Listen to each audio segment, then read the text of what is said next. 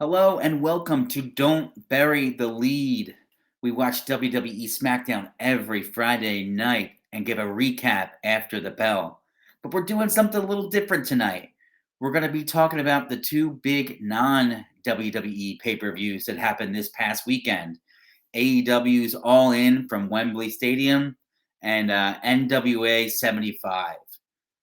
My name is John Zindel. This is Dom Scarcella. Dom, go ahead and tell the people a little bit about yourself. Usually you and I are watching the same program and just diving into what it was. Today we sort of split the workload. Sunday you watched AEW and I watched NWA Night 2 of their big NWA 75. So, hey, let's start with AEW since that seems to be the big story that most people are talking about. Without further ado, John, don't bury the lead. What's the big story coming out of AEW All In Sunday, August 27th? And this was from Wembley Stadium. Oh, for sure. This is their biggest show, and I'm going to just do 5 takeaways here. Yeah. So, from my perspective, number one, I'm going to give out my match of the night. It's actually going to be CM Punk versus Samoa Joe. Okay. This match was excellent. It opened the show up. They had a pre-show, and then this was the actual opener. And the crowd was hot all night, but they were boiling for this one. Something about Samoa Joe and CM Punk and this, people knowing that rivalry. And then in addition to that, the lightning rod that is CM Punk. He was booed like crazy while he was there, and he was getting some CM Punk, like a little couple CM Punk chants, but like mostly booed. CM Punk was just getting killed by most of the crowd. Really cool spot. So CM Punk goes to do a drop kick off of the apron, and Mhm. Joe moves out of the way, and the crowd laughed at him. I've never heard a crowd audibly laugh at a performer like that Oh, before, or like a no. wrestler. So like that crowd at Wembley was, you could just tell, was a different vibe than most crowds you would hear in the U.S. Like they're ready to be very sarcastic. Um, Okay. Certain things they did that were really good too. They did some throwbacks, like CM Punk. He does the John Cena thing, like the "You Can't See Me," and Oh, everybody he like thinks does. he's gonna do the Cena shuffle or the five knuckle shuffle, and instead he hits the rope and he does the Hogan leg drop. So he does like variations on that. I think it might have been Samoa Joe doing a tribute to someone. I'm not sure who it was. But basically just eating all the punches and then like firing up and going back. I think a lot of guys have done that. So yeah, so that was probably the match of the night. But I do, in my second point. Surprised at the outcome there? I mean, tell us who won and was it decisive and Oh no, did you like not it? a surprise. Uh, CM Punk won the title, or I should say, retained the title that he's kind of made up for himself right now, the real AEW championship, and it's got the X on it in painting and everything like that. I didn't suspect that Samoa Joe was going to beat him, and Okay. I don't know who else can really have that belt because it's just one that he kind of made up. Okay. So It's almost like the $1 million belt or something. yeah, and I'll touch on this quickly, but and I'll breeze over this one aspect of it. So yet another confrontation in the locker room. So this is his first pay-per-view back, and he's already fighting people in the back. He's been suspended. Jack Perry's been suspended, who's Luke Perry's son, but Jack Perry's been suspended, and there's still like that little hint of nasty drama kind of floating around with CM Punk, where he's just fighting everyone for no reason.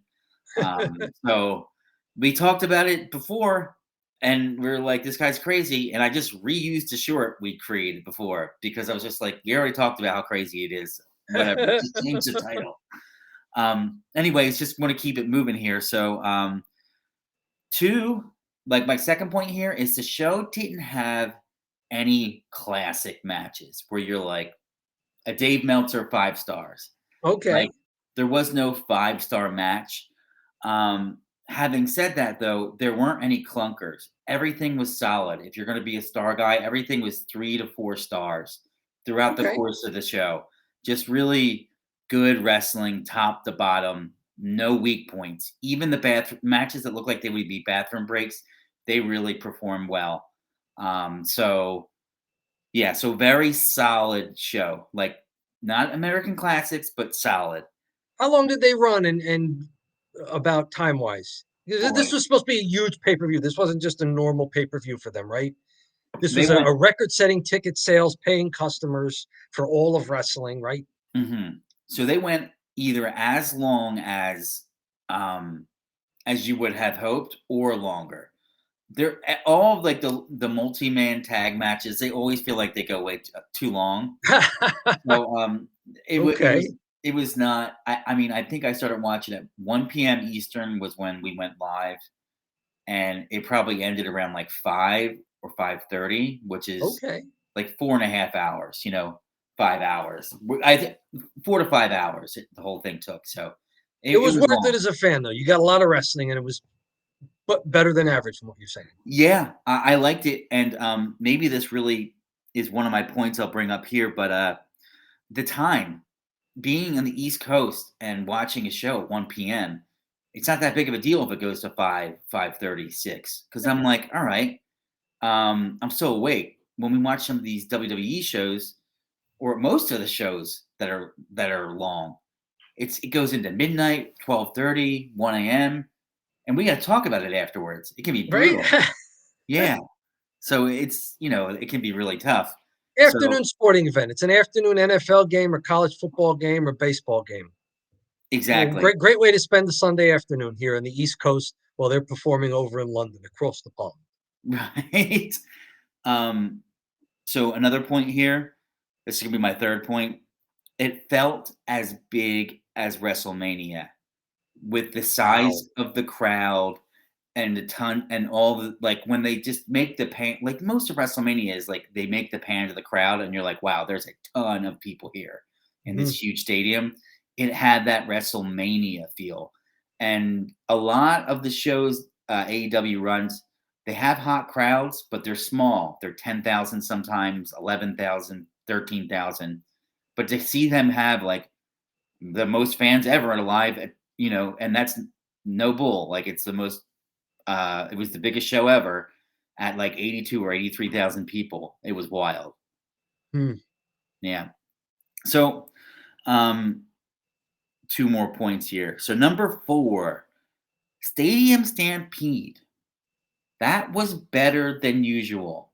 Stadium Stampede is what we watched and you kind of buried. That's where they run around, where they're in the stadium and they were playing like Wild Thing and Oh, like like a false count anywhere faction versus faction match. The yeah. kind of thing that led to Tony Khan's rules for performers not going into the fans and bleeding on them anymore. don't bleed on fans. Don't take their food and beverages. Don't hit them. So I know you're not a big fan of it. I'm also not that big of a fan of this match Okay. because it is long and it's just spots, and they're doing like hardcore stuff for no reason. So it's just like it's almost like they made the match to intentionally piss off Jim Cornette. Like, you know, We'll see if it works. right? So this match though, I was gonna say this is the best one I've seen, and this one was at least okay Okay, because good. it was in this huge stadium, so they were up in like the upper decks and like walking around there, and I was like, that's kind of cool that you're like in the upper deck because it shows you how many people are in the stadium, and it gives the people in the upper deck. I mean, I'm sure they can't see crap up there. It gives them something to like look at.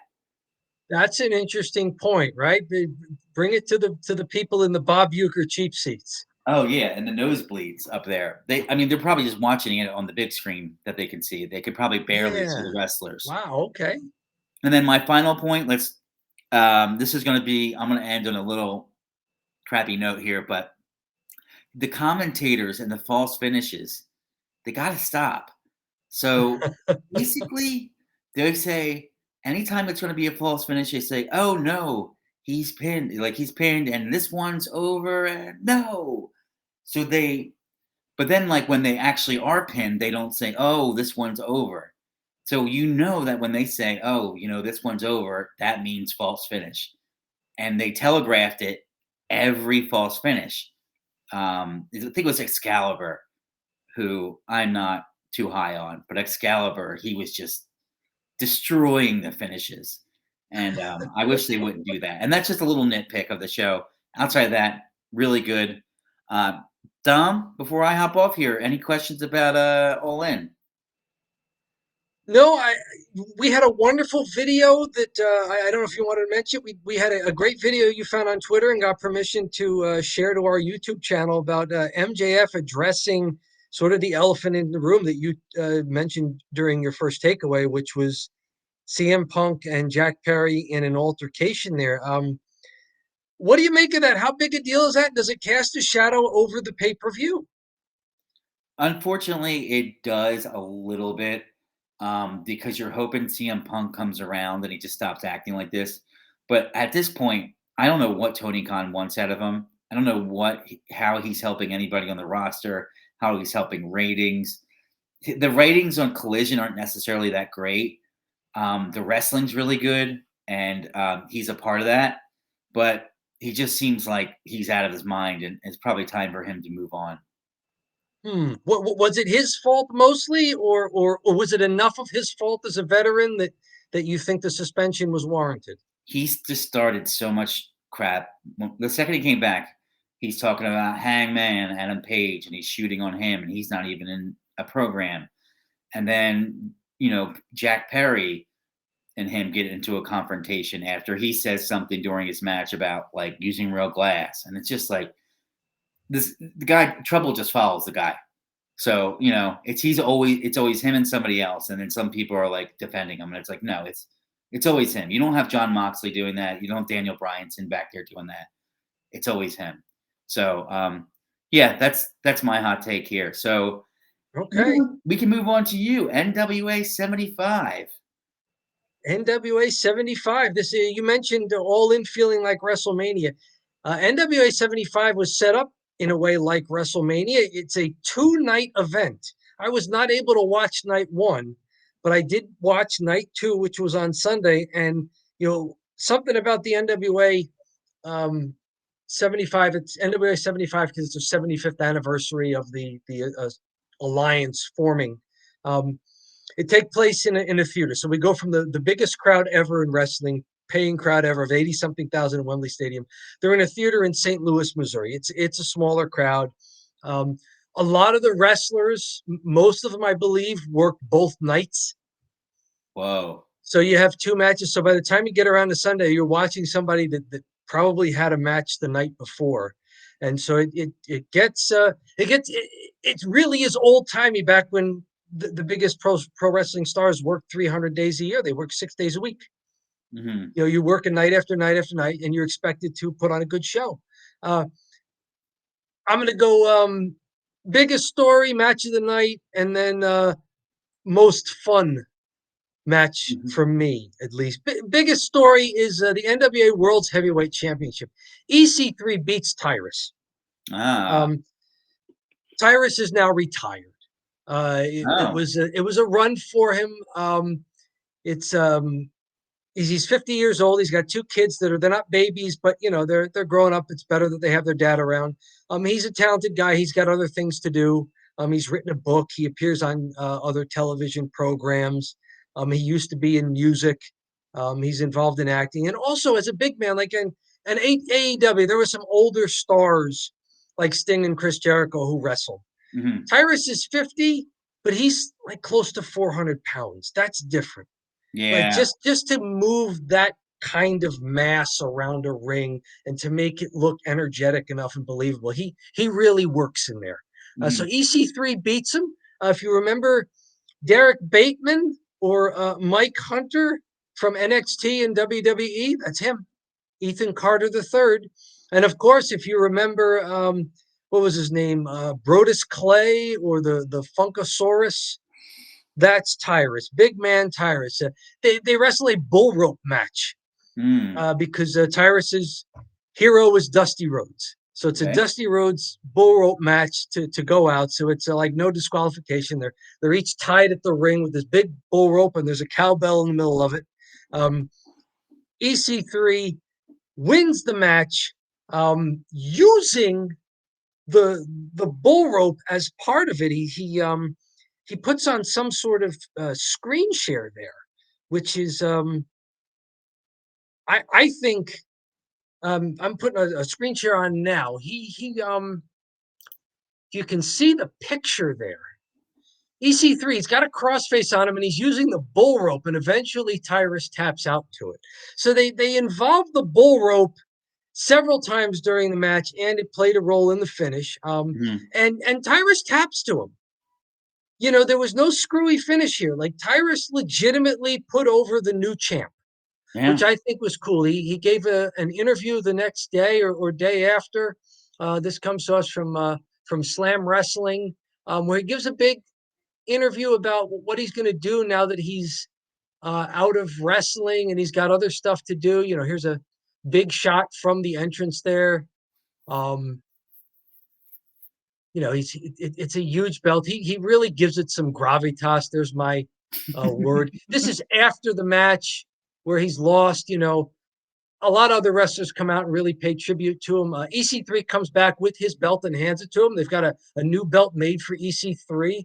So they surprised Tyrus by giving him the belt that he had carried for so long. And he talked about here, he says when he pinned Trevor Murdoch, the title holder whispered to pay it forward to the new champion. Tyrus did the same for EC3 last Sunday. So this really is a passing of the torch here. Yeah. Tyrus gave them a lot of name recognition and a lot of publicity, and he's really done here. And it's a chance to see if Ethan Carter III, if EC3, can carry the promotion the way Tyrus did. Now you say, well, carry the promotion. How much do you have to do? It's the number 3 promotion in the country at best. Well, Mm-hmm. but it's something, and Yeah. for the guy who's been Derek Bateman and Mike Hunter and NXT and WWE and never quite getting a chance. This is a big deal for him. I'm happy for EC3 to wear that very prestigious and historical belt. And so good for them. I did wince at one point. They did a trash can spot to the head of Tyrus, and I'm going, oh, headshot, because like we know about that now. Yeah. Right. But it wasn't a steel chair. It was a trash can, and it buckled, but still headshot. That Right. makes me go. That makes me cringe a little. Um, Mm. but a fun match. I'm gonna go from there to my match of the night, the NWA World Women's Championship. Kenzie Page defeats Camille to end her reign at 813 days. Camille is selling a left arm injury. I'll bring up another thing here for you. Camille says my work has been done. This is from Fightful Select, which is real. Like, is she done as well? Did the NWA lose their 2 biggest title holding stars on the same night? Camille was selling a left arm injury throughout the match from the prior night's match. Um, she had beaten, what was her name? Uh, Natalia someone the night before. I'm blanking on the name, but Camille wrestles a big match Saturday, retains, and then comes out and she's doing the psychology. She's selling that her arm is still bothering her from the night before. Kenzie Page wins the match. Kenzie Page, of course, wrestled twice on Saturday. Uh, Camille beat Natalia Markova. Camille had lost the World Women's TV Championship match to someone named Max the Impaler, who looks like Mad Max. She is a beast of a woman. But then she comes back later on to win the Mildred Burke Invitational Gauntlet to then earn a shot at the NWA World Championship match. So in her 3rd match of the weekend, Kenzie Page, a good showing here. This match goes about 13 minutes. And it did build, and by the end of it, you could really see them ramping up the intensity in the high spots. And I do have to wonder. This is another one where Camille is really putting over Kenzie Page, saying, pass the torch to the next big thing. Hmm. Kenzie, you will be a wonderful championship. You earned this. And then, the cryptic part of the tweet, my work here has been done. She's probably What's signed next? somewhere else. You don't know. Nothing's been announced, but this is a huge changing of the guard for NWA. And if so, the champions went out in style. There was no funny business. They put over the other wrestler clean in the middle of the ring. So this is really old school. I mean, the NWA of all the major promotions is the classic throwback, and they Hey, really do that here. did you get the impression that Camille could wrestle?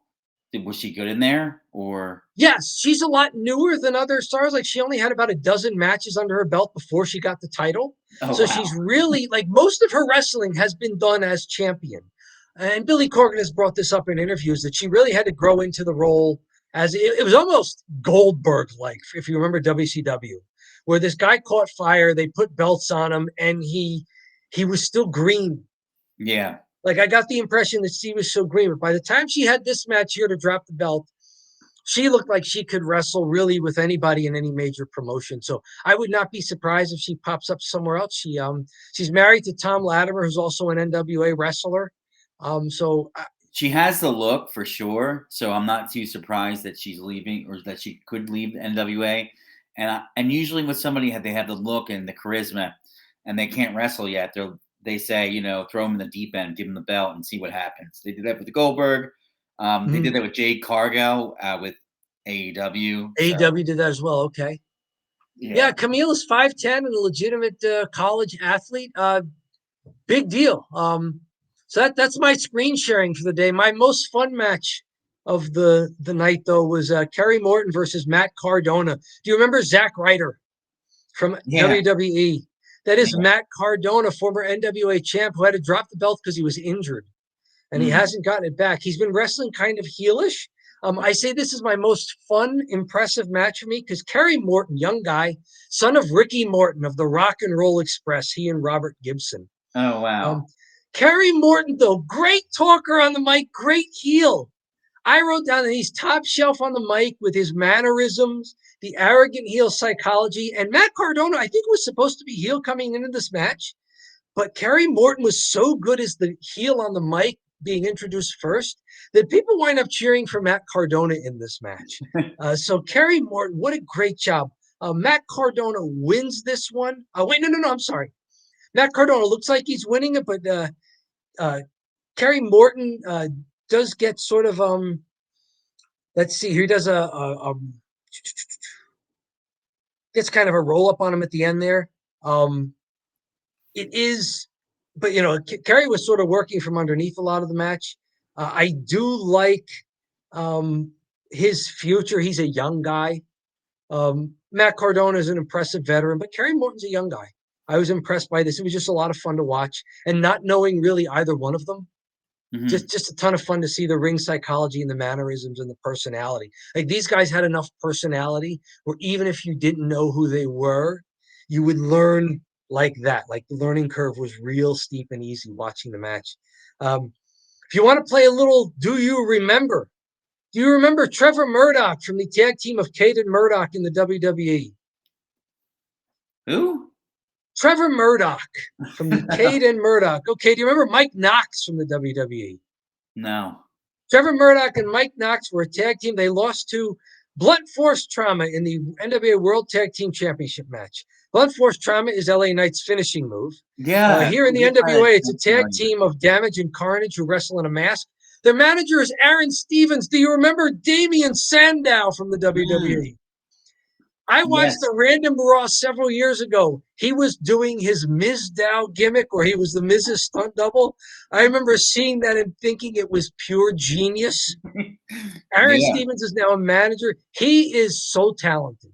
Mhm. Aaron Stevens is so skilled as a wrestler physically, but also as just an actor and a manager. He interferes here to get his tag team to win. Um, Tom Latimer, Kenneth Cameron in NXT, ex-husband of Charlotte Flair, current husband of Camille.